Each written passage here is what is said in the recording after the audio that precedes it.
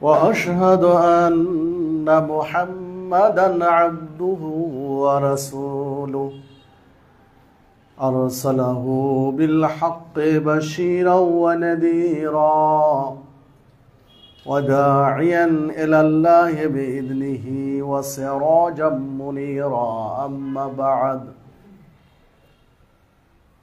فإن خير الحديث كتاب الله وخير الهدي هدي محمد صلى الله عليه وسلم وشر الأمور محدثاتها وكل محدثة بدعة وكل بدعة ضلالة وكل ضلالة في النار. أعوذ بالله من الشيطان الرجيم. بسم الله الرحمن الرحيم. قاف والقرآن المجيد بل عجبوا أن جاءهم منذر منهم فقال الكافرون هذا شيء عجيب أإذا متنا وكنا ترابا ذلك رجع بعيد قد علمنا ما تنقص الأرض منهم وعندنا كتاب حفيظ. وقال الله تعالى في موضع آخر أقم الصلاة وآتوا الزكاة واركعوا مع الراكعين. وقال الله تعالى في موضع آخر كي لا يكون دولة بين الأغنياء منكم. وقال الله تعالى في موضع آخر يا أيها الذين آمنوا اتقوا الله حق تقاته ولا تموتن إلا وأنتم مسلمون. قال رسول الله صلى الله عليه وسلم بني الإسلام على خمس شهادة أن لا إله إلا الله وإقام الصلاة وإيتاء الزكاة وصوم رمضان والحج. رواه البخاري. وعن أبي هريرة رضي الله عنه قال قال رسول الله صلى الله عليه وسلم يأتي على الناس زمان لا يبالي المرء أخذ منهم من الحلال أم من الحرام. رواه البخاري. وعن أبي هريرة رضي الله عنه قال قال رسول الله صلى الله عليه وسلم إن الله لا ينظر إلى صوركم وأموالكم ولكن ينظر إلى قلوبكم وأعمالكم. رواه البخاري মুসলিম। সম্মানিত জুমা জামাতের উপস্থিতি, সর্বাগ্রে সেই মহান রব্বুল আলামিনের শুকরিয়া আদায় করি যার অশেষ মেহেরবানিতে সুস্থ শরীরে জুমার সালাতের জন্য মসজিদে উপস্থিত হওয়ার সুযোগ দিয়েছেন। তাই সকলেই বলি আলহামদুলিল্লাহ। যিনি অসংখ্য নিয়ামত দিয়ে আপনার আমার জীবনকে ধন্য করেছেন, আবারও তার শুকরিয়া আদায় করি আলহামদুলিল্লাহ। দরুদ এবং সালাম বর্ষিত হোক সৈয়দুল মুরসালিন খাতামুন নবিয়্যিন রহমাতুল লিল আলামিন নবী মুহাম্মদুর রাসূলুল্লাহ সাল্লাল্লাহু আলাইহি ওয়াসাল্লামের প্রতি। সম্মানিত দিনী ভাতৃমণ্ডলী, আমি আপনাদের সামনে কোরআন মাজিদের কয়েকটি আয়াত তেলাওয়াত করেছি। রাসূলুল্লাহ সাল্লাল্লাহু আলাইহি ওয়াসাল্লামের বাণীর মধ্য হতে কয়েকটি হাদিস পেশ করেছি। এর আলোকে আজকে আমার আলোচনার বিষয় ইসলামী অর্থনীতি। ইসলামী অর্থনীতির উপরে কোরআন মাজিদ, সহিহ হাদিস, প্রাসঙ্গিক কিছু কথা বলে আলোচনার ইতি টানব ইনশাআল্লাহ। ওয়া মা তাওফীকি ইল্লা বিল্লাহ, আলাইহি তাওয়াক্কালতু ওয়া ইলাইহি উনীব। সম্মানিত উপস্থিতি, মুসলিম এমন একটা জাতি, যে জাতির জীবন যাপনের জন্য আল্লাহ রাব্বুল আলামিন পরিপূর্ণ একটা জীবন ব্যবস্থা নাজিল করেছেন। পরিপূর্ণ। ওয়াতাম্মাত কালিমাতু রাব্বিকা সিদকান ওয়া আদলা লা মুবাদদিলা লিকালিমাতি। আল্লাহ বলছেন ওয়াতাম্মাত কালিমাতু রাব্বিক, আপনার প্রভুর এই কালিমা, আপনার প্রভুর এই বিধান, এই শরীয়ত তাম্মাত, পরিপূর্ণ। কি দিয়ে পরিপূর্ণ? সিদকান ওয়া আদলা, সততা দিয়ে, ইনসাফ, ন্যায় বিচার দিয়ে। লা মুবাদদিলা লিকালিমাতি, কারো সাধ্য নেই যে এই বিধানকে পরিবর্তন করতে পারে। সুবহানাল্লাহ, আল্লাহু আকবার। তাহলে আল্লাহ রাব্বুল আলামিন শেষ জামানার মানুষকে তথা মুহাম্মদ সাল্লাল্লাহু আলাইহি ওয়াসাল্লামের উম্মতকে সুচারুরূপে জীবন যাপনের জন্য, সঠিকভাবে জীবন যাপনের জন্য পরিপূর্ণ একটা জীবন বিধান আপনাকে আমাকে দিয়েছেন। পরিপূর্ণ জীবন বিধান মানে যা প্রয়োজন একটা মানুষের জীবন ধারণের জন্য, যা প্রয়োজন সবকিছু আল্লাহ রাব্বুল আলামিন এই গ্রন্থের মধ্যে দিয়েছেন। তবে এই গ্রন্থটি সার নির্যাস এইটা ব্যাখ্যা করার জন্য, বিস্তারিত হাতে কলমে বাস্তবায়নের জন্য, বাস্তবে রূপ দেওয়ার জন্য এই পৃথিবীর শ্রেষ্ঠ মানুষদের একজন মুহাম্মদুর রাসূলুল্লাহ সাল্লাল্লাহু আলাইহি সাল্লামকে আল্লাহ রাব্বুল আলামিন বাছাই করেছেন রাহমাতুল লিল আলামিন, বিশ্ববাসীর জন্য রহমত স্বরূপ বাছাই করেছেন, এটা বাস্তবায়ন করার জন্য। মানুষ বলতেই পারে যে কোরআন মাজিদের এই বিধান বাস্তবায়ন করা কি সম্ভব?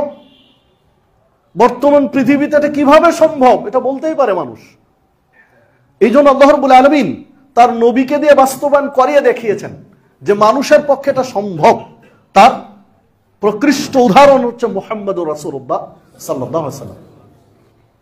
সম্মানিত উপস্থিতি, আপনার আমার জীবন চলার জন্য, এই পৃথিবীতে জীবন যাপনের জন্য যে জিনিসগুলো প্রয়োজন হয় তার মধ্যে গুরুত্বপূর্ণ একটা জিনিস হলো অর্থ।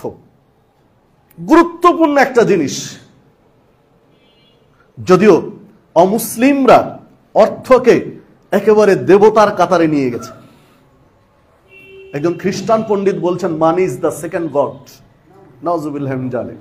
আমরা ওইভাবে মানি না। তিনি তার অ্যাঙ্গেলে বলছেন যে অর্থ হলো দ্বিতীয় প্রভু। এটা একজন খ্রিস্টান পণ্ডিতের কথা। যিনি সৃষ্টিকর্তা, স্রষ্টা, সৃষ্টি করেছেন, তিনি প্রথম প্রভু, আর দ্বিতীয় প্রভু হলো অর্থ। এটা খ্রিস্টানদের চিন্তা চেতনা। মানে উনি বুঝাতে চাচ্ছেন যে অর্থ ছাড়া জীবন যাপন করা সম্ভব নয়, সামনে পা বাড়ানো সম্ভব নয়। আমরা সেইভাবে বলবো না, তবে অর্থ একজন মানুষের জন্য গুরুত্বপূর্ণ একটা বিষয়, এটা তো সত্য, চূড়ান্ত সত্য। এই যে আজকে আমরা সূত্রাপুর আহলে হাদিস জামে মসজিদে জুমার সালাতে সমবেত হয়েছি, শত শত মানুষ। এই সালাত আদায়ের পিছনে দেখেন কত অর্থ খরচ করা হয়েছে। এখানে লক্ষ লক্ষ অর্থ খরচ করার পরেই না এই পরিবেশটা আপনি আমি পেয়েছি। আগে খরচ করা হয়েছে, তারপরে এই পরিবেশ পেয়েছি। মানে অর্থ আপনার লাগবেই।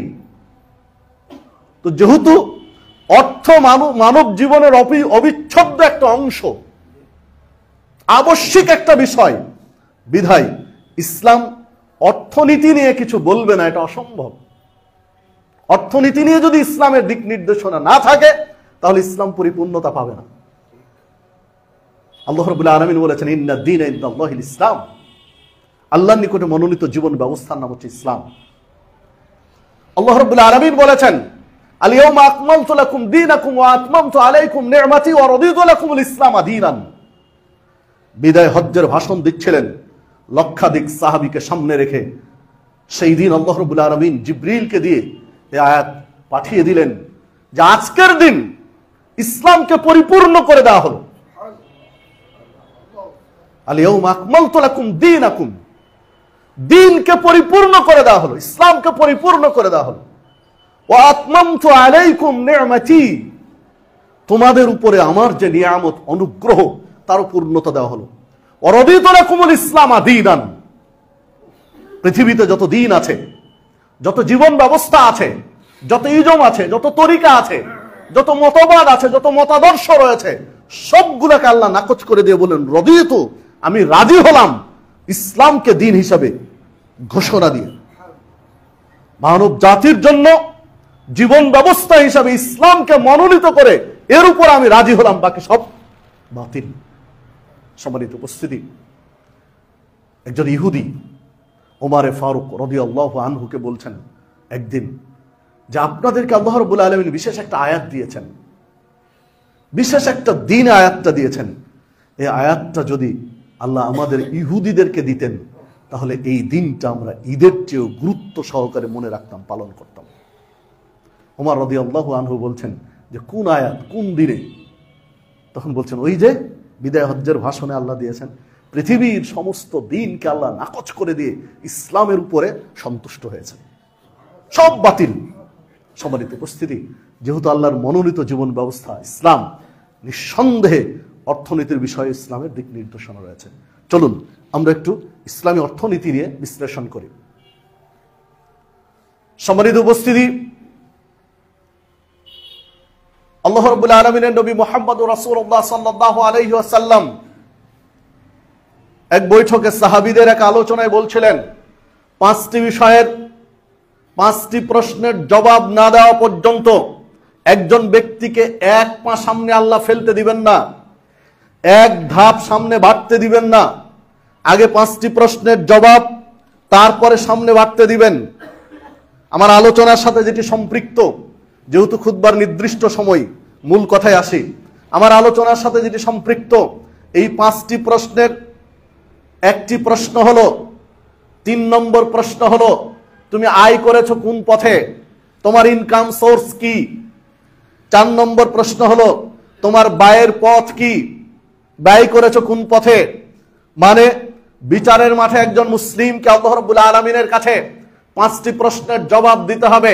তার একটি প্রশ্ন হলো ইনকাম সোর্স, আয়ের পথ, উপার্জনের পথ। আরেকটি হলো ব্যয়ের পথ, ব্যয় করেছি কোন পথে। মানে আপনি আমি যদি মুসলিম হয়ে থাকি তাহলে আপনাকে আমাকে ইনকাম সোর্স আল্লাহ রাব্বুল আলামিনের কাছে বুঝিয়ে দিতে হবে, আয়ের পথ বুঝিয়ে দিতে হবে, ব্যয়ের পথ বুঝিয়ে দিতে হবে। মানে ইসলামী অর্থনীতির এটা একটা দিক, আপনাকে ভাবতে হবে আপনি আয় করছেন কোন পথে, আপনার মাথায় রাখতে হবে আপনি ব্যয় করছেন কোন পথে। যে কোনো পথে, যে কোনো সোর্স থেকে আপনি আয় করবেন, যে কোনো সোর্সে আপনি ব্যয় করবেন, এটা ইসলাম বলে না। যেহেতু জবাবদিহিতা আছে, যেহেতু জবাব দিতে হবে আপনাকে। যদি জবাবদিহিতা না থাকতো তাহলে যে কোনো উপায়ে অর্থ উপার্জন করলাম, যে কোনো উপায়ে অর্থ ব্যয় করে দিলাম, কোনো সমস্যা ছিল না। যেহেতু জবাবদিহিতা, বিধায় আপনাকে হিসাব করতে হবে ইনকাম সোর্স কি, ব্যয়ের পথ কি। যা হাদিস তিরমিজির মধ্যে বর্ণিত হয়েছে।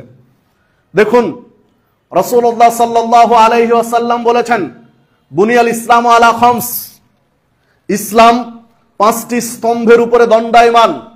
5টি স্তম্ভের উপর ইসলাম দাঁড়িয়ে রয়েছে। এই 5টির একটি হচ্ছে যাকাত, 5টির একটি হচ্ছে যাকাত। ইসলামের রুকুন হচ্ছে একটি যাকাত, মানে যেটা অর্থনৈতিক একটা সোর্স। রাষ্ট্রের ইনকামের পথ হচ্ছে যাকাত। আল্লাহ রাব্বুল আলামিন কোরআন মাজিদে যেখানে সালাতের কথা বলেছেন সেখানে যাকাতের প্রসঙ্গ নিয়ে এসেছেন। সালাতের প্রসঙ্গ আসলেই যাকাতের প্রসঙ্গ নিয়ে এসেছেন, ইল্লা মাশাআল্লাহ দু একটি জায়গা বাদ দিয়ে। আল্লাহ রাব্বুল আলামিন বলছেন ওয়া ইকামিস সালাহ, তোমরা সালাত কায়েম করো, ওয়া ইতাই যাকাত, যাকাত প্রদান করো, ওয়ারকাউ মা'আর রাকিঈন, এবং রুকুকারীদের সাথে রুকু করো। মানে আল্লাহ রাব্বুল আলামিন সালাত কায়েমের পাশাপাশি যাকাত আদায় করতে বললেন। সালাত আদায় করা যেমন ফরজ, যাকাত আদায় করা তেমনি ফরজ।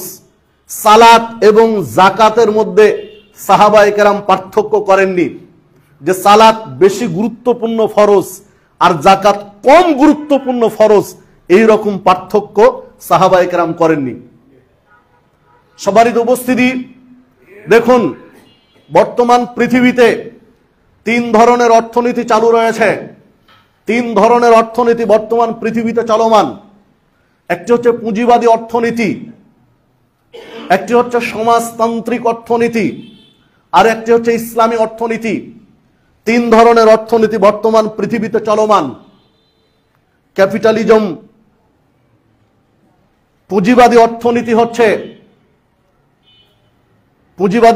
হচ্ছে ব্যক্তিগত অর্থ ব্যবস্থা, আর সমাজতান্ত্রিক অর্থনীতি হচ্ছে অর্থনৈতিক সমতা, আর ইসলামী অর্থনীতি হচ্ছে অর্থনৈতিক ন্যায় বিচার। ছোট্ট শব্দে তিনটাকে আলাদা করে দিয়েছেন বিশ্লেষকগণ। পুঁজিবাদী অর্থনীতি ব্যক্তি কেন্দ্রিক অর্থনীতি। কিছু ব্যক্তি লাভবান হবে, কিছু ব্যক্তির কাছে পুরো সম্পদ কুক্ষিগত হয়ে যাবে, কিছু ব্যক্তির কাছে অর্থনৈতিক পুঞ্জীভূতি, এমনভাবে অর্থনীতি পুঞ্জীভূত থাকবে যে এইখান থেকে অন্যরা বের হতে পারবে না, যেটাকে আমরা বলছি সিন্ডিকেট। পুঁজিবাদী অর্থনীতির একটা রূপ হচ্ছে সিন্ডিকেট। সিন্ডিকেট বাজার থেকে আমরা বেরিয়ে আসতে পারছি না। আরেকটি হচ্ছে অর্থনৈতিক সমতা। পুরো সম্পদ রাষ্ট্রের কাছে কুক্ষিগত থাকবে, রাষ্ট্রের কাছে পুরো সম্পদ কুক্ষিগত থাকবে। গুটি কয়েক ব্যক্তি যারা রাষ্ট্রযন্ত্র পরিচালনা করবে তারাই হবে সর্বে সর্বা, বাকিগুলো দাসত্বের শৃঙ্খলে বন্দী, কাজের বিনিময়ে, অর্থের বিনিময়ে কাজ করবে। ইসলাম হচ্ছে অর্থনৈতিক ন্যায় বিচার, ন্যায় সুবিচার অর্থনৈতিক। যেমন আল্লাহ রাব্বুল আলামিন সূরা হাসর 7 নম্বর আয়াতে বলেছেন কাইলা ইয়াকুনু দুলাতান বাইনাল আগনিয়ায়ে মিনকুম। আল্লাহ রাব্বুল আলামিন গুটি কয়েক ধনাঢ্য ব্যক্তির কাছে অর্থনীতি কুক্ষিগত থাকুক এটা চান না, তিনি চান বাইনাল আগনিয়ায়ে দুনাকুম, এটা সবার মধ্যে প্রবাহমান থাকুক, চলমান থাকুক। এটা হচ্ছে ইসলামী অর্থনীতি। ব্যক্তি বিশেষ গুটি কয়েক ব্যক্তির কাছে, রাষ্ট্রের কিছু ব্যক্তির কাছে অর্থনীতি বন্দী থাকবে, এটা ইসলাম চায় না। ইসলাম চাই সবার মাঝে অর্থনীতি আবর্তমান হবে, সবার কাছে অর্থনীতি চলমান থাকবে। এইটা হচ্ছে ইসলামের দিক নির্দেশনা। সম্মানিত উপস্থিতি, যদি আপনি আমি একটু ইতিহাসের দিকে ফিরে যাই তাহলে দেখুন সমাজতন্ত্র অর্থনীতি বেশি স্থায়িত্ব লাভ করেনি। পুঁজিবাদী অর্থনীতি মানুষকে সুখ সমৃদ্ধ দিতে পারেনি, ইসলামী অর্থনীতি মানুষকে সুখ সমৃদ্ধ দিয়েছে, মানুষকে অর্থনৈতিক গেঁড়াকল থেকে মুক্তি দিয়েছে, যা ইতিহাস প্রমাণ করে। রাসূলুল্লাহ সাল্লাল্লাহু আলাইহি ওয়াসাল্লামের কাছে মদিনার জীবনে অভিযোগ আসা শুরু হলো। মক্কা থেকে মদিনায় হিজরত করেছেন, সবেমাত্র হিজরত করেছেন, অল্প হিজরতের সময় হয়েছে অল্প, এমত অবস্থায় অভিযোগ আসা শুরু হলো যে মদিনার শহরের প্রান্তে, মদিনার শহরের কিনারায় মরুভূমিতে লুটপাট চলে, নারীরা হেনস্থার শিকার হয়, এই সমস্যা ওই সমস্যা দেখা দিচ্ছে। আল্লাহ রাসূল সাল্লাল্লাহু আলাইহি ওয়াসাল্লাম আপনি শক্ত অবস্থান নেন। সাহাবীরা পরামর্শ দিলেন, নবী মুহাম্মদ রাসূলুল্লাহ সাল্লাল্লাহু আলাইহি ওয়াসাল্লাম বললেন তোমরা ধৈর্য ধরো, সবুর করো, এমন একটা সময় আসবে, অপেক্ষা করো, এমন একটা সময় আসবে সানা থেকে হাজরামাউত, কিলোমিটারের পর কিলোমিটার। প্রাপ্তবয়স্ক যৌবন প্রাপ্ত একটা নারী একাকী চলে যাবে কাবায় হজ করতে, উমরা করতে, কাবা তওয়াফ করে আবার ফিরে আসবে বাড়িতে, অথচ বন্য প্রাণী ছাড়া কাউকে ভয় করবে না। কোনো বকাঠে যুবক খারাপ দৃষ্টিতে ওই নারীর দিকে তাকিয়ে দেখবে না। এইরকম সময় আসবে, একটু ধৈর্য ধরো। রাসূলুল্লাহ সাল্লাল্লাহু আলাইহি সাল্লাম বললেন, তোমরা অপেক্ষা করো, ধৈর্য ধরো, এমন একটা সময় আসবে মানুষের কাছে দান সাদাকা নিয়ে যাবে, জাকাতের অর্থ নিয়ে যাবে, অথচ জাকাত নেওয়ার মতো মানুষ থাকবে না। তুমি যখন জাকাতের অর্থ নিয়ে যাবে তখন বলবে, আজকে লাগবে না, যদি গতকাল আসতে তাহলে আমার লাগতো, তুমি নিয়ে যাও ফিরিয়ে। রাবি বলছেন আমি আমার জীবদ্দশায় দেখেছি, আল্লাহ রাসূল সাল্লাল্লাহু আলাইহি ওয়াসাল্লামের মৃত্যুর পরে, তিরোধানের পরে আমার জীবদ্দশায় আমি দেখেছি সানা থেকে হাজরামাউত একজন নারী, প্রাপ্তবয়স্কা নারী একাকী কাবা এসে হজ উমরা করে ফিরে যাচ্ছে, অথচ কেউ তাকে ডিস্টার্ব করে না। আমি আমার জীবদ্দশায় দেখেছি ওমরে ফারুক রাদিয়াল্লাহু আনহুর শেষ দিকে, এরপরে আমি দেখেছি তখন যে জাকাতের অর্থ নিয়ে মানুষের কাছে যাওয়া হয়েছে, মানুষ বলছে যে আজকে লাগবে না, আর একদিন আসেন, সেই দিন আমার লাগবে। এটা বাস্তবতা। ঠিক ইসলামের পঞ্চম খলিফা যাকে বলা হয় উমর ইবনে আব্দুল আজিজের সময় এইরকম পরিস্থিতির সৃষ্টি হয়েছিল, জাকাতের সম্পদ নেওয়ার মতো মানুষ ছিল না, জাকাতের সম্পদ নেওয়ার মানুষ ছিল না। এই সম্পদ দিয়ে রাষ্ট্রীয় উন্নয়ন করেছেন তিনি, যা ইতিহাস প্রমাণ করে। সম্মানিত উপস্থিতি, তাহলে দেখুন, ইসলামী অর্থনীতি মানুষকে অর্থনৈতিক সুষম বন্টন করে দেখিয়েছে, তার প্রমাণ ইতিহাসে রয়েছে, যেটা পুঁজিবাদী অর্থনীতিতেও নেই, সমাজতান্ত্রিক অর্থনীতিতেও নেই। সম্মানিত উপস্থিতি, দেখুন, যেহেতু অর্থ আপনার আমার জীবনের গুরুত্বপূর্ণ একটা অংশ, আল্লাহ রাব্বুল আলামিন যাকাত ভিত্তিক অর্থনীতির কথা বললেন। একটা রাষ্ট্র পরিচালনা করার জন্য পর্যাপ্ত সম্পদ লাগে, অর্থ লাগে। একটা রাষ্ট্র সঠিকভাবে চালানোর জন্য পর্যাপ্ত সম্পদ লাগে। পুঁজিবাদী অর্থনীতিতে রাষ্ট্রের অর্থনৈতিক উৎস কি? অর্থ কোত্থেকে আসে? অর্থ আসে কর থেকে, ট্যাক্স থেকে অর্থ আসে। পুঁজিবাদী অর্থনীতির মূল অর্থ হচ্ছে ইনকাম ট্যাক্স, কর। অর্থ আসে কোথা থেকে? মানুষের জায়গা জমি যে রেজিস্ট্রি হয় সেইখান থেকে একটা পার্সেন্টেজ যাচ্ছে। এই বিভিন্নভাবে তারা অর্থ সংগ্রহ করে একটা রাষ্ট্র চালাচ্ছে পুঁজিবাদী অর্থনীতিতে। ফল দাঁড়িয়েছে কোথায়? ফল কোথায় দাঁড়িয়েছে? প্রত্যেকটা সেক্টর ফাঁকি দিচ্ছে অর্থনীতির ক্ষেত্রে রাষ্ট্রকে। খোঁজ নিয়ে দেখেন, আপনার বগুড়া শহরের যারা ইনকাম ট্যাক্স দিয়েছেন 100 জন ব্যক্তির তালিকা করেন, 50 জন ব্যক্তির তালিকা করে দেন, ন্যায়সঙ্গতভাবে কেউ ইনকাম ট্যাক্স দেয়নি, রাষ্ট্রকে ইনকাম ট্যাক্স কর দেয়নি, ন্যায়সঙ্গতভাবে দেয়নি, সম্ভবপর ফাঁকি দেওয়ার চেষ্টা করেছে। দেখুন, জায়গা জমি রেজিস্ট্রি করতে গিয়ে যেটা ভ্যাট দেওয়া লাগে, ট্যাক্স দেওয়া লাগে, এইখানেও মানুষ রাষ্ট্রকে ফাঁকি দেয়, সঠিকভাবে দেয় না।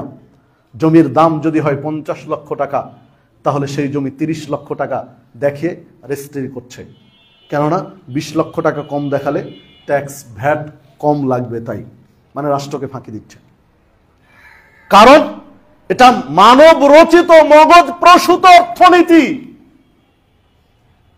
এখানে ফাঁকি দিলে কোনো সমস্যা নেই, এই চেতনা আপনার আমার মাঝে ঢুকে আছে। আর জাকাত ভিত্তিক অর্থনীতি, এইখানে ফাঁকি দেওয়ার কোনো সুযোগ নেই। একজন মুসলিম জাকাত দিতে বাধ্য। ইসলামের 5টি রুকুন: 1 কালিমা, 2 সালাত, 3 যাকাত, 4 হজ, 5 সিয়াম। এই 5টির মধ্যে সংক্ষেপে অল্প ইবাদতে জান্নাতের যে হাদিসগুলো এসেছে, অল্প ইবাদত করে জান্নাতে যাওয়া যাবে, এই প্রত্যেকটা হাদিসে দুইটা জিনিস রয়েছে, সালাত আর সিয়াম। জাকাতের কথা নেই, হজ্জের কথা নেই। কোনোটায় জাকাতের কথা এসেছে তো কোনোটায় হজ্জের কথা নেই, কোনোটায় হজ্জের কথা আছে তো জাকাতের কথা নেই, কোনোটায় হজ জাকাত দুটোর একটিও নেই, শুধু সালাত আর সিয়ামের কথা এসেছে। অন্যান্য কিছু এসেছে, যেমন একজন সাহাবী আল্লাহর রাসূল সাল্লাল্লাহু আলাইহি ওয়াসাল্লামের কাছে এসে বললেন, ইদা সাল্লাইতুস সালাওয়াতিল মাকতুবা, যদি আমি ফরজ সালাত আদায় করি, অসুমতু রমাদান, রমাদানের ফরজ সিয়াম পালন করি, ওয়া হালালতুল হালালা ওয়া হারামতুল হারামা, আল্লাহ যা হালাল করেছেন তা মেনে চলি, যা হারাম করেছেন তা বর্জন করি, হালালগুলো মেনে চলি, হারামগুলো বর্জন করি, সালাত পড়ি, সিয়াম পালন করি, হালাল মেনে চলি, হারাম বর্জন করি, এর চেয়ে বেশি কিছু না করি, আদখুলুল জান্নাহ, আমি কি জান্নাতে যাব? ক্বালা নাআম, আল্লাহ রাসূল সাল্লাল্লাহু আলাইহি ওয়াসাল্লাম বললেন, হ্যাঁ তুমি জান্নাতে যাবে। সহিহ মুসলিমের 119 নম্বর হাদিস এটি। সম্মানিত উপস্থিতি, তাহলে দেখুন এখানে জাকাতের কথা নেই, এখানে হজ্জের কথা নেই। কেন নেই? কারণ সালাত আর সিয়াম সবার উপরে, কে গরিব কে ধনী, কে আমির কে ফকির, কে নারী কে পুরুষ, সবার উপরে আমভাবে ফরজ হলো সালাত আর সিয়াম। আর হজ এবং জাকাত আমভাবে নয়, এটা ব্যক্তিবিশেষ, ব্যক্তিবিশেষের উপরে ফরজ। এই জন্য এই প্রসঙ্গ এখানে আসেনি। সম্মানিত উপস্থিতি, একটা নির্দিষ্ট পরিমাণ সম্পদ হলে তখন হজ ফরজ হয়, একটা নির্দিষ্ট পরিমাণ সম্পদ হলে তখন জাকাত ফরজ হয়। তো এই জায়গাতে এই দুটি আসেনি। সম্মানিত উপস্থিতি, যখন জাকাত ফরজ হয়ে গেল আপনার আমার উপরে, তখন আপনি আমি জাকাত দিতে বাধ্য, যেটা একটা মুসলিম রাষ্ট্রের রাষ্ট্র চালানোর অর্থনৈতিক চালিকা শক্তি। রাসূলুল্লাহ সাল্লাল্লাহু আলাইহি ওয়াসাল্লাম সাহাবায়ে কেরামকে কর্মে নিয়োগ দিয়েছেন জাকাত কালেকশনের জন্য, জাকাত আদায়ের জন্য নিয়োগ দিয়েছেন। তারা জাকাত আদায় করেছেন।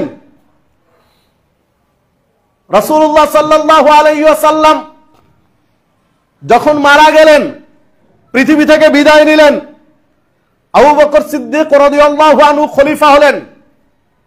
তিনি খলিফা হওয়ার পরে বেশ কিছু সমস্যার মুখোমুখি হলেন। তার মধ্যে একটা সমস্যার মুখোমুখি হলেন যে কিছু মানুষ মুসলিম জাকাত দিতে অস্বীকার করলো, যে এখন আর জাকাত লাগবে না, যার জন্য জাকাত দিতাম, যাকে জাকাত দিতাম তিনি নেই, এখন জাকাত লাগবে না, অস্বীকার করলেন। খলিফা আবু বকর সিদ্দিক রাদিয়াল্লাহু আনহু ঘোষণা দিলেন, যদি কেউ জাকাত দিতে অস্বীকার করে তাহলে আমি তার জন্য যুদ্ধ ঘোষণা করলাম। সহিহ বুখারীর 1400 নম্বর হাদিস। যখন আবু বকর সিদ্দিক রাদিয়াল্লাহু আনহু জাকাত দিতে অস্বীকারীর বিরুদ্ধে যুদ্ধ ঘোষণা করলেন, কারণ এটা ইসলামী অর্থনীতির মূল চালিকা শক্তি। এটা রাষ্ট্রের অর্থনীতি গড়ে তোলার মূল পয়েন্টই হচ্ছে জাকাত। আর জাকাত দিতে অস্বীকার করেছে, তাহলে একটা রাষ্ট্র চলবে কি করে? আবু বকর সিদ্দিক বলেন, আমি যুদ্ধের ঘোষণা দিলাম। ওমর রাদিয়াল্লাহু আনহু যখন শুনলেন যে আবু বকর সিদ্দিক রাদিয়াল্লাহু আনহু জাকাত অস্বীকারীদের বিরুদ্ধে যুদ্ধ ঘোষণা করেছেন, তখন আসলেন, এসে বলছেন যে আবু বকর সিদ্দিক রাদিয়াল্লাহু আনহু, আপনি জাকাত অস্বীকারীর বিরুদ্ধে যুদ্ধ ঘোষণা করেছেন। আল্লাহ রাসূল সাল্লাল্লাহু আলাইহি ওয়াসাল্লাম বলেছেন, কোনো ব্যক্তি যদি কালিমা পড়ে, সাক্ষ্য দেয় আল্লাহ ছাড়া হক কোনো মাবুদ নেই, মুহাম্মদ সাল্লাল্লাহু আলাইহি ওয়াসাল্লাম তার বান্দা এবং রাসূল, এই সাক্ষ্য যদি কেউ দেয় তাহলে আল্লাহ তাকে জান্নাত দিবেন, জাহান্নাম থেকে মুক্ত রাখবেন। আর কালিমা পড়া মুসলিমের উপরে আপনি তরবারি ধরতে চাইলেন? কালিমা পড়েছে এই মুসলিম, যার উপরে আগুন, জাহান্নামের আগুন নেই, যিনি জান্নাতে যাবেন, তার বিরুদ্ধে আপনি যুদ্ধ ঘোষণা করলেন কিভাবে?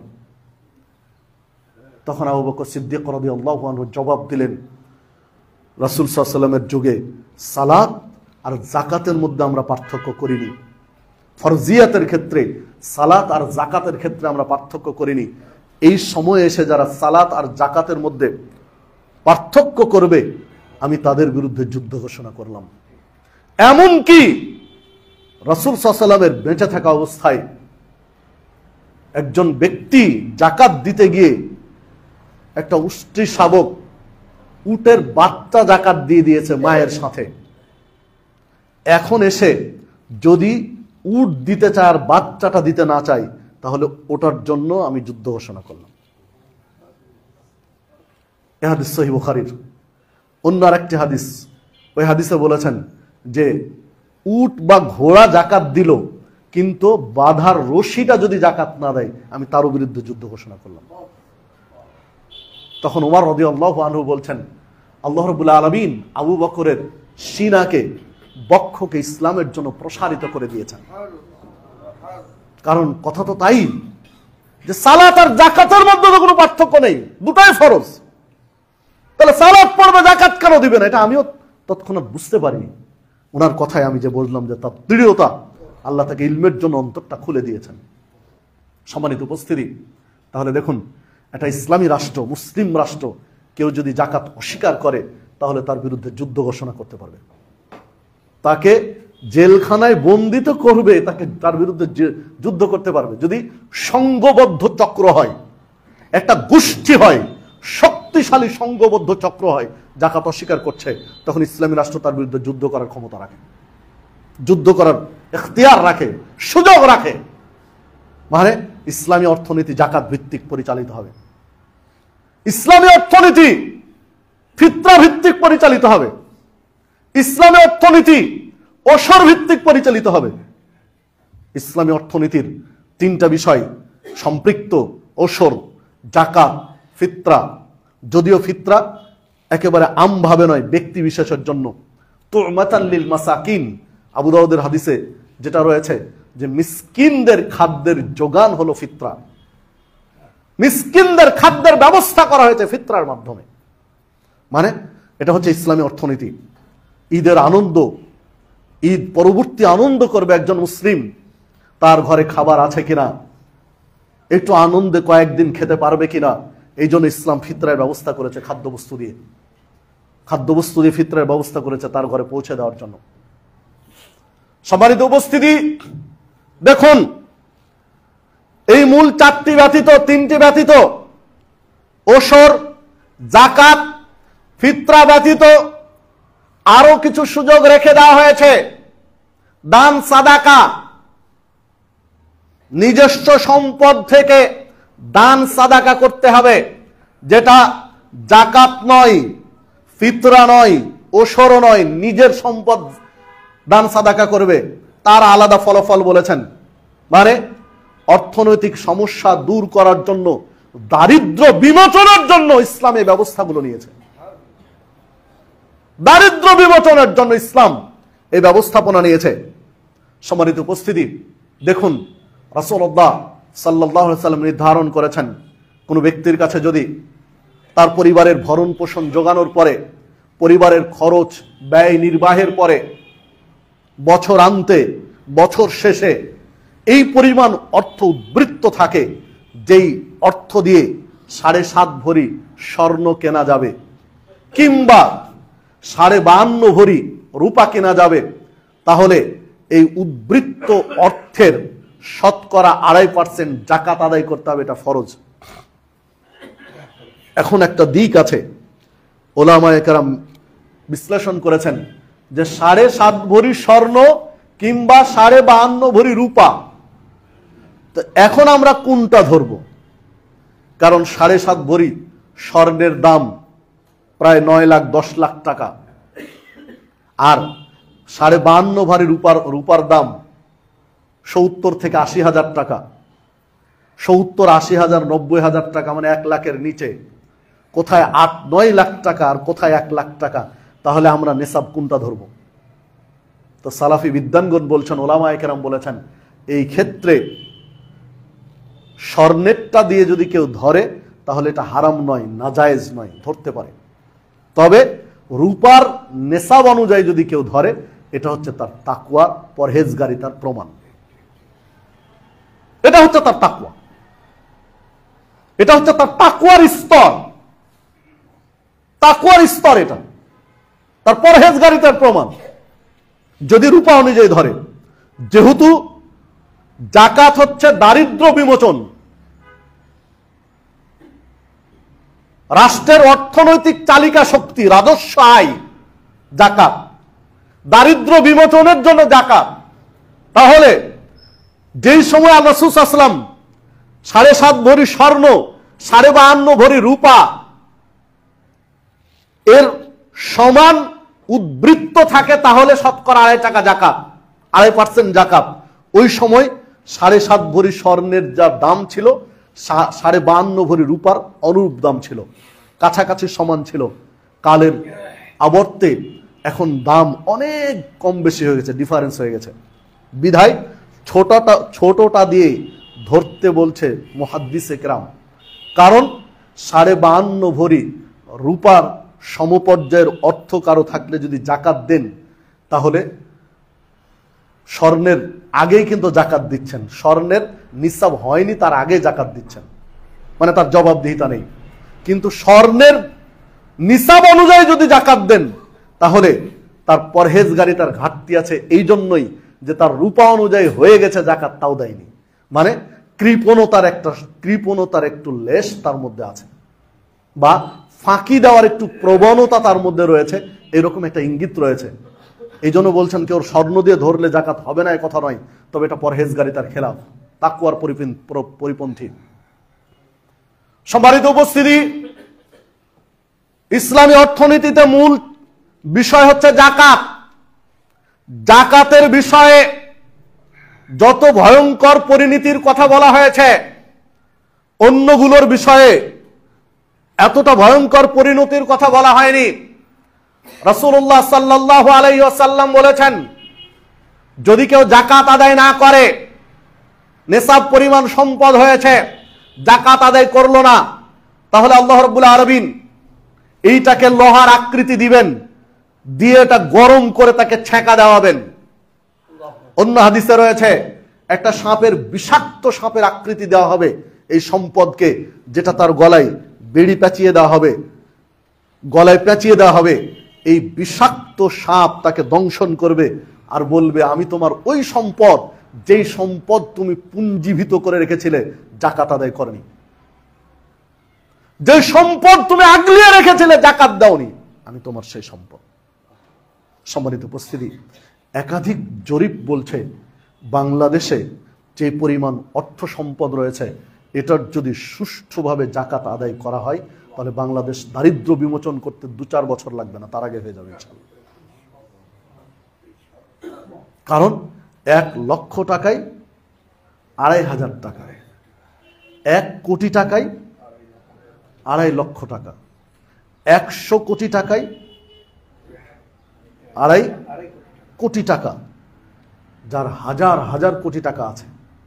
বাংলাদেশে বহু মানুষ হাজার হাজার কোটি টাকার সম্পদের মালিক হয়েছে, ন্যায়সঙ্গতভাবে বা অন্যায় করে, যেভাবেই হোক। তো হাজার হাজার কোটি টাকার মালিক যদি শতকরা 2.5 টাকা জাকাত আদায় করে, তাহলে উনার এলাকায় কোনো গরিব মানুষ থাকবে কিভাবে? কিভাবে থাকবে? এটা কিভাবে সম্ভব? এটা কি করে সম্ভব? যেমনটি বিভিন্ন পত্র পত্রিকা আমরা দেখেছি, একজন ড্রাইভার 400 কোটি টাকার মালিক, তাহলে একজন ড্রাইভার যদি 10 কোটি টাকা জাকাত আদায় করেন, তো ওই ড্রাইভারের টাকা দিয়ে 2-4-10 গ্রামে কোনো গরিব থাকবে না। একজনের টাকা দিয়ে 2-4-10 গ্রাম দারিদ্র বিমোচন হয়ে যাবে, কারণ 10 কোটি টাকা তো আর এখানে নেই। সম্মানিত উপস্থিতি, ইসলাম এই বিধান দিয়েছেন। সব সময় ইহুদি খ্রিস্টান চাই মুসলিমরা যেন সোজা হয়ে দাঁড়াতে না পারে, সোজা হয়ে যেন দাঁড়াতে না পারে। কারণ মুসলিমরা যদি সোজা হয়ে দাঁড়িয়ে যায়, তাহলে অমুসলিমরা টিকতে পারবে না। এখনো সারা পৃথিবীর মুসলিম রাষ্ট্রগুলো যদি ঐক্যবদ্ধ হয়ে যায়, এক হয়ে যায়, তাহলে অমুসলিমরা টিকতে পারবে না। কারণ অর্থনৈতিক সমৃদ্ধি আল্লাহ রাব্বুল আলামিন মুসলিম রাষ্ট্রগুলোতে দিয়েছেন। অধিকাংশ খনিজ সম্পদ, তৈলাক্ত খনিজ সম্পদ, ধাতব খনিজ সম্পদ, স্বর্ণ রূপার দেখেন মুসলিম রাষ্ট্রে, অধিকাংশ মুসলিম রাষ্ট্রে। সম্মানিত উপস্থিতি, তাহলে গাড়ির চাকা ঘুরতে তেল প্রয়োজন হয়, একটা বিমান উপরে উঠতে তেল প্রয়োজন হয়, সেই মওজুদটা আল্লাহ রাব্বুল আলামিন দিয়েছেন মুসলিম রাষ্ট্রে দিয়েছেন। শুধু এক হতে পারলে রাষ্ট্র চালানোর ক্ষেত্রে কেন জাতিসংঘের ধর্ণা দিতে হবে? মুসলিমরাই তো চাইতে পারে মুসলিম ইউনিটি দিয়ে আরেকটা জাতিসংঘ তৈরি করা। কারণ অমুসলিমদের কাছে এমন কোনো জিনিস নেই যেটা ছাড়া একজন মুসলিম চলতে পারবে না। অমুসলিম রাষ্ট্রে এমন কোনো জিনিস আল্লাহ দেননি যেটা ছাড়া একজন মুসলিম চলা সম্ভব নয়, এরকম জিনিস অমুসলিমদেরকে দেননি। কিন্তু মুসলিমদেরকে আল্লাহ রাব্বুল আলামিন এমন কিছু সম্পদ দিয়েছেন যেটা ছাড়া সারা পৃথিবী চলবে না, সারা পৃথিবী আপডেট হতে পারবে না। শুধু এগুলোর সুষ্ঠু ব্যবহার প্রয়োজন, সুচিন্তিত ব্যবহার প্রয়োজন। এটা তখনই সম্ভব যখন আমরা ইসলামী অর্থনীতি চালু করতে পারবো। এই ইসলামী অর্থনীতি চালু করার পিছনে সবচেয়ে বড় বাধা হলো ইহুদি খ্রিস্টান চক্র। আপনার আমার মাঝে সুদী অর্থনীতি চালু রেখেছে। কেন রেখেছে? যেন ইসলামী অর্থনীতির কাছে না আসতে পারি। সহজলভ্য করে দিয়েছে সুদী অর্থনীতি। সুদী অর্থনীতি হচ্ছে পুঁজিবাদী অর্থনীতির একটা আধুনিক রূপ। পুঁজিবাদী অর্থনীতির আধুনিক রূপ। সুদী অর্থনীতিতে ব্যক্তি বিশেষ গুটি কয়েক ব্যক্তির কাছে অর্থ চলাফেরা করে। একজন গরিব আরো গরিব হয়, ধনী আরো ধনী হয়। একজন ধনী ব্যক্তির কাছে কথার কথা একজন 5 লক্ষ টাকা ঋণ নিয়েছে, ওই গরিবটা ধীরে ধীরে ধীরে ধীরে ধীরে 5.5 লক্ষ টাকা পরিশোধ করছেন। যে লোকটা ঋণ দিয়েছেন তার তো অর্থের কোনো অভাব নেই, তার কাছে পর্যাপ্ত অর্থ রয়েছে, তাই তো 5 লাখ টাকা ঋণ দিয়েছেন গরিব মানুষটাকে। গরিব মানুষটার কাছে চুষে 50,000 টাকা বেশি নিয়ে নিল। তাহলে ধনী লোকটা যে 5 লক্ষ টাকার মালিক ছিল সে 5.5 লক্ষ টাকার মালিক হলো, আর গরিব লোকটা তার নিজের ক্যাশ থেকে 50,000 টাকা হারালো। এটা হচ্ছে সুদী অর্থনীতি। তাহলে এর সমাধান কি? কিভাবে এর সমাধান করা যেতে পারে?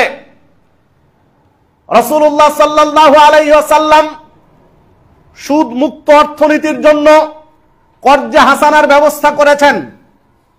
কর্জে হাসানা, সুদ মুক্ত ঋণ।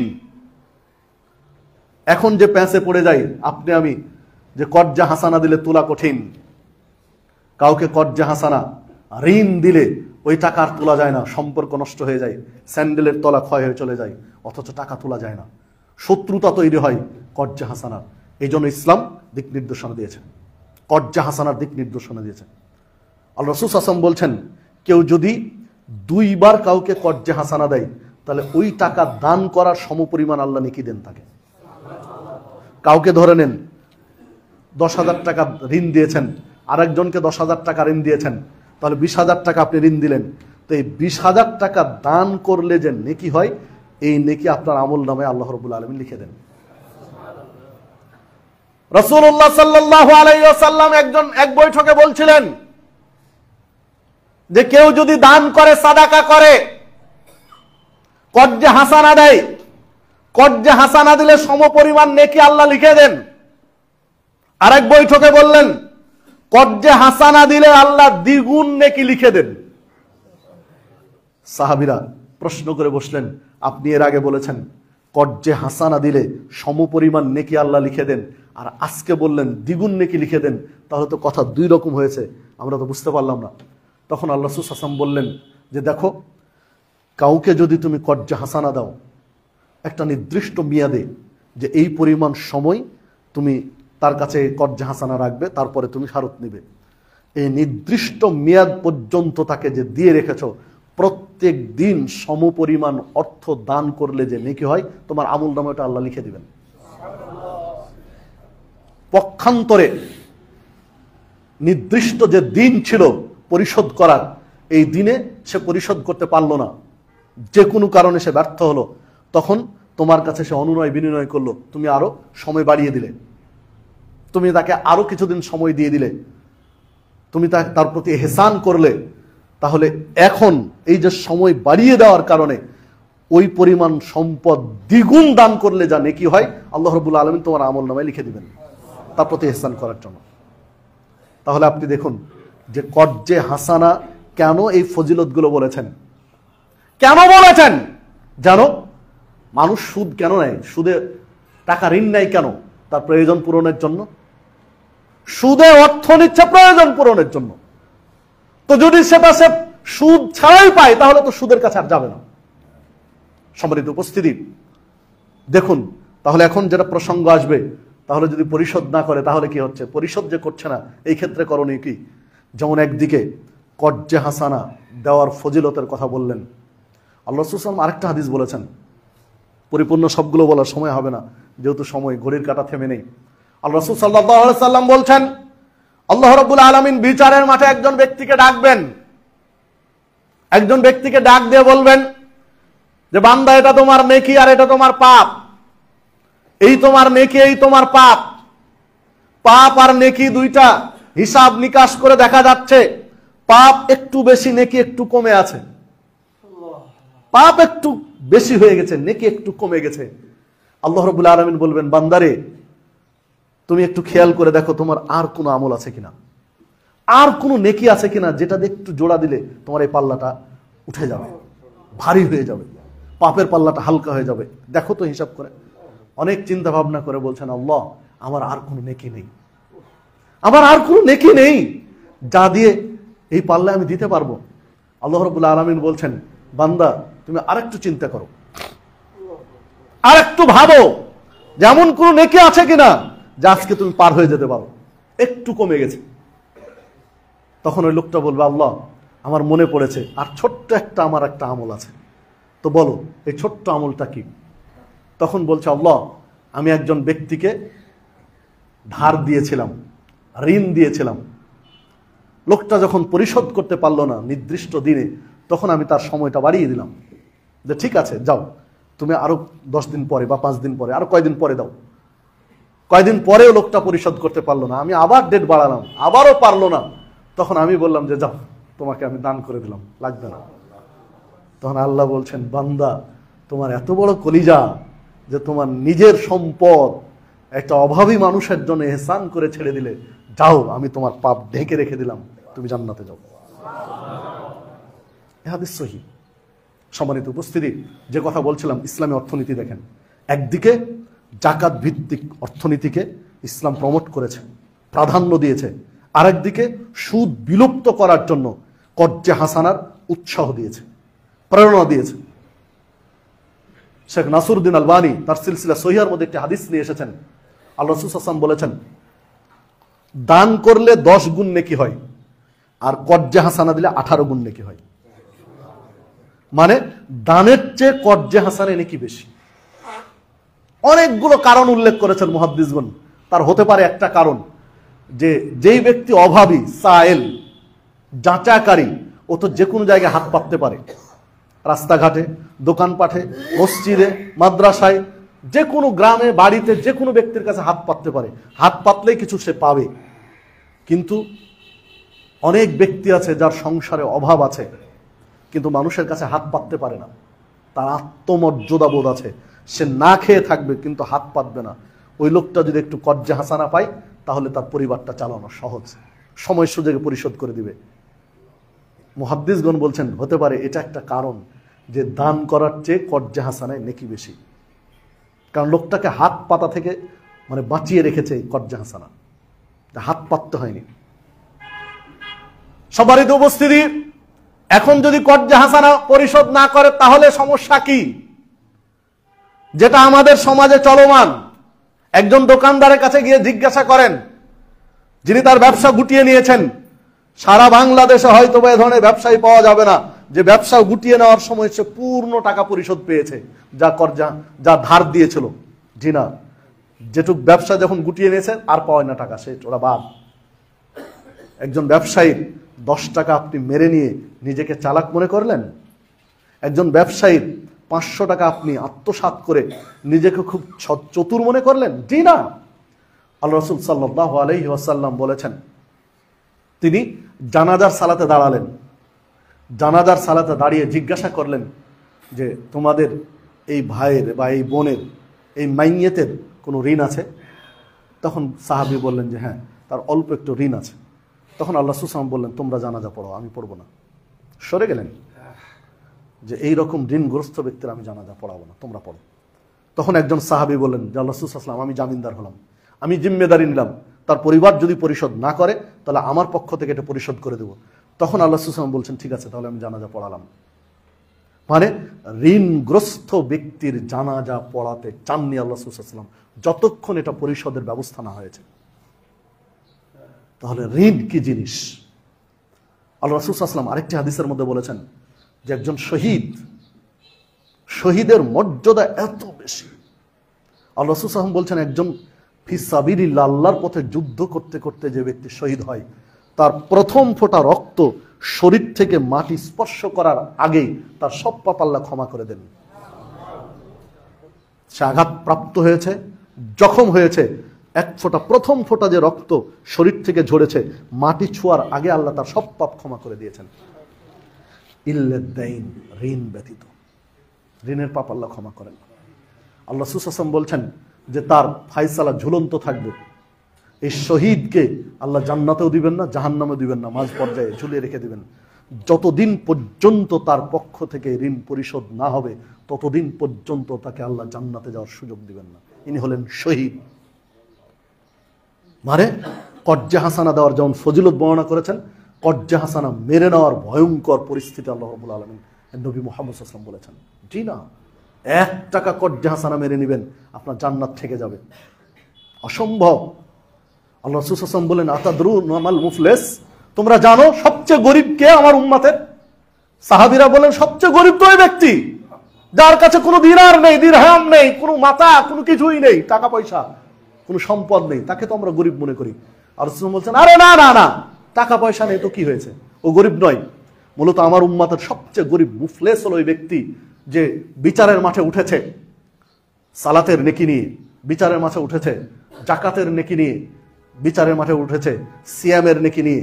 মানে লোকটা সালাত পড়েছে, সিয়াম পালন করেছে, যাকাত দিয়েছে, অনেক নেকি তার আশ্বস্ত হবে যে আশা করা যায় আমি নাজাত পাবো। এমত অবস্থায় একজন এসে বলবে যে আল্লাহ, ও আমার এই টাকাটা মেরে নিয়েছিল।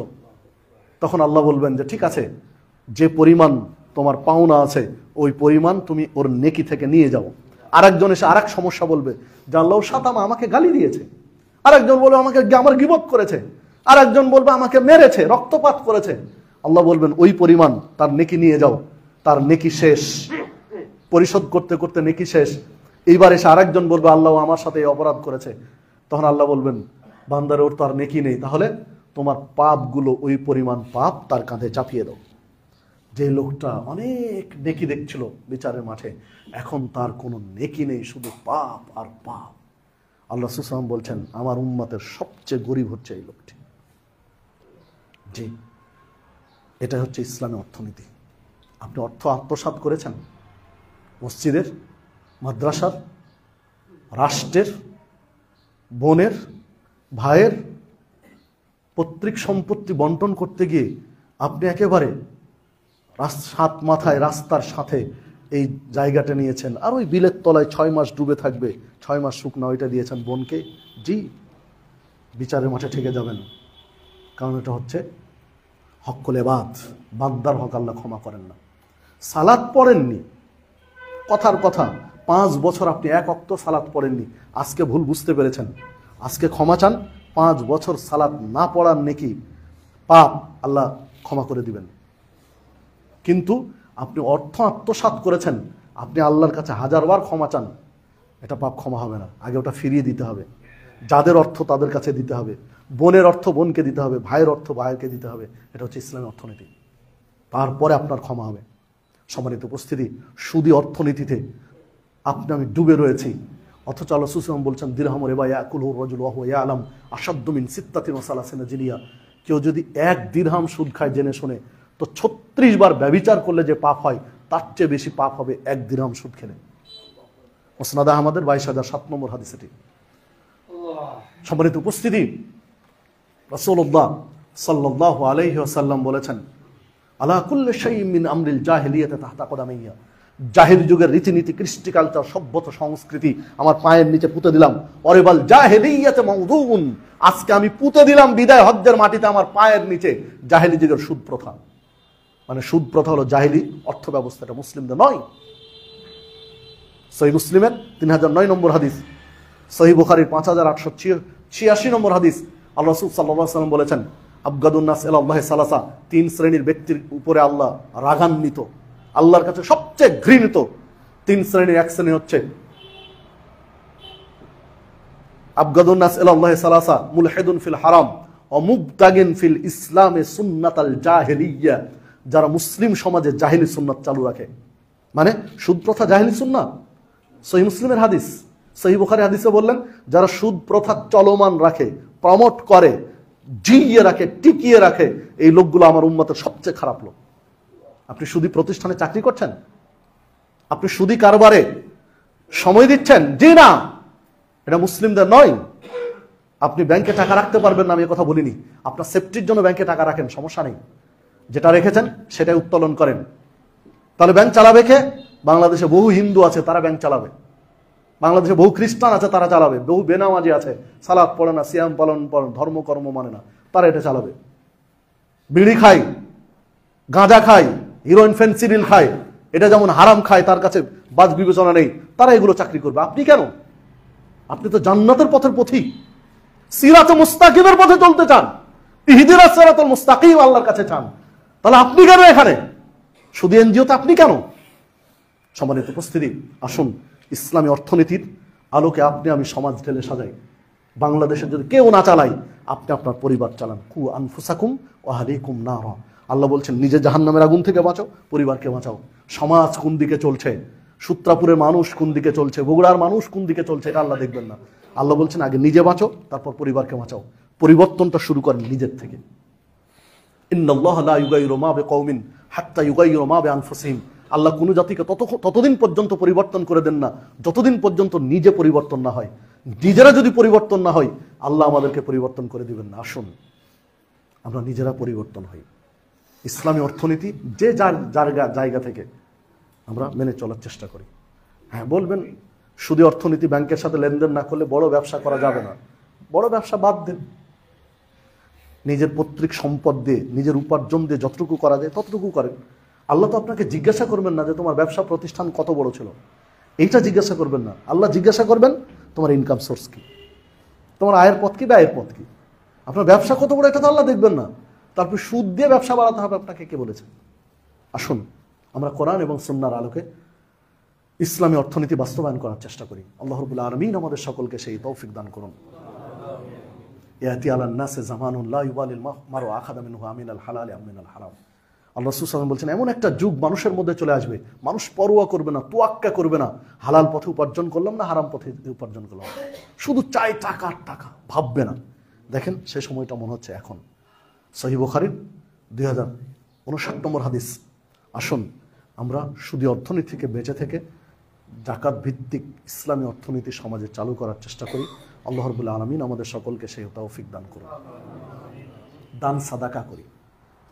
ব্যবসায়ীদেরকে আল্লাহ রাসূল সাল্লাল্লাহু আলাইহি ওয়াসাল্লাম বলেছিলেন যে তোমরা বেশি বেশি দান সাদাকা করো, কেননা ইচ্ছায় অনিচ্ছায় তোমাদের অপরাধ হয়ে যায়। দান সাদাকা করলে অপরাধগুলো আল্লাহ ক্ষমা করে দেন। অত্তাবি সাইয়্যাতাল হাসানাতা তামহুহা, কেননা নেকির কাজ পাপ মুছে দেয়। বিধায় অনেক সময় অনাকাঙ্ক্ষিত মিথ্যা প্রতিশ্রুতি এগুলো চলে আসে। বিধায় ব্যবসায়ী মানুষ তোমরা বেশি বেশি দান করো। এটা ব্যবসায়ীদের বৈঠকে আল্লাহ রাসূল বলছিলেন কথা। তো আসুন, এই যে মসজিদ, আপনাদের এই মসজিদ বর্তমানে প্রায় 20 লক্ষ টাকা দেনা ঋণের উপরে আছে। যতটুকু জানতে পারলাম, পৃথিবীতে দানের যতগুলো ক্ষেত্র আছে তার মধ্যে সবচেয়ে গুরুত্বপূর্ণ ক্ষেত্র হচ্ছে মসজিদ। রমাজান মাস আসছে, রমাজান মাসে একটা পরিকল্পনা রাখেন যে এই মসজিদকে ঋণ মুক্ত করে দেবো ইনশাআল্লাহ। যে যার জায়গা থেকে যতটুকু পারবেন পরকালে নাজাতের ওসিলার জন্য দান সাদাকা করবেন, যেন এই ঋণ থেকে মুক্ত হওয়া যায়। আল্লাহ রাব্বুল আলামিন সেই তৌফিক দান করুন। আল্লাহ রাব্বুল আলামিন আপনাকে আমাকে সিরাতে মুস্তাকিমের পথিক হিসেবে কবুল করে নিন। আল্লাহ রাব্বুল আলামিন আপনাকে আমাকে জান্নাতের পথের পথিক হিসেবে কবুল করে নিন। আমিন। আকুলু কওলি হাযা ওয়াস্তাগফিরুনি ওয়া লাকুম ওয়া লিসাইরিল মুসলিমিন।